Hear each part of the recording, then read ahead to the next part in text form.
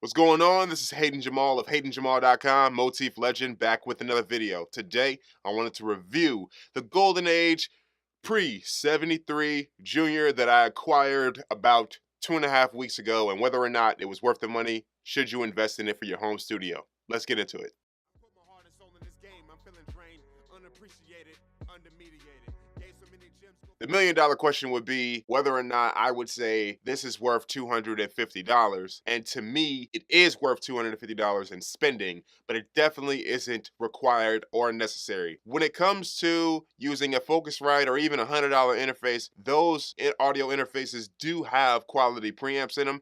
And if you are a person whom does not, for instance, struggle with finding a vibe or finding your voice within the recording session, as long as you get your voice onto the recording session, you're going to be 100% fine. The main thing I'm going to say that this thing contributes to my recording is that it adds a lot of warmth and it adds a lot of color that I was not getting out of my actual PreSonus audio interface. What this preamp has really allowed me to do is that it has cut down on my recording time. This adds a lot of color, it adds a lot of warmth, so I've been able to hop into a recording session and pretty much get the ball rolling pretty damn quickly. There is a definite difference. There is a fullness and a warmth to it that I was not getting out of my PreSonus. It's almost as if it knows exactly how you want the sound when you're actually recording and you're saying it out loud, and it kind of just makes it sound that way. Some of the audio interfaces that I've dealt with, they sound a little bit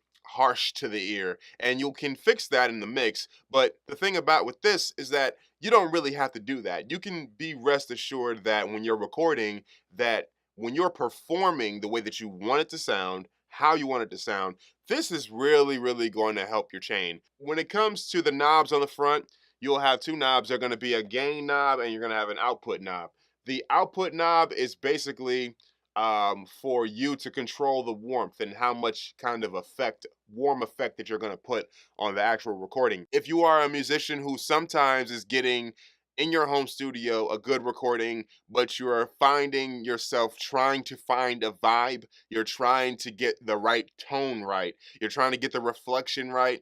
If you are spending a lot of time doing that and you have your wording and your lyrics and your flow down and your performance down, you're just not getting the actual vibe right, I would say you need to go ahead and grab one of these. I would say do not purchase one of these if you are one of those musicians who goes into a studio and you're able to knock tracks out and you're very satisfied with them. See, the thing about it, when it comes to adding audio equipment, it's really more so about how satisfied you are with it. Because when it comes to the home studio, there's really never going to be a perfect setup because we're not in ideal circumstances. The main thing is that you want to be comfortable. If you're comfortable and you are satisfied and happy with how things are sounding, you will record better. It's kind of like anything else. If you are happy, truly happy at a job, you will perform better. You have to be happy with what it is that you have. Focus on getting whatever it is that makes you comfortable in your home studio completely. And if it happens to be an external preamp, I say go for it.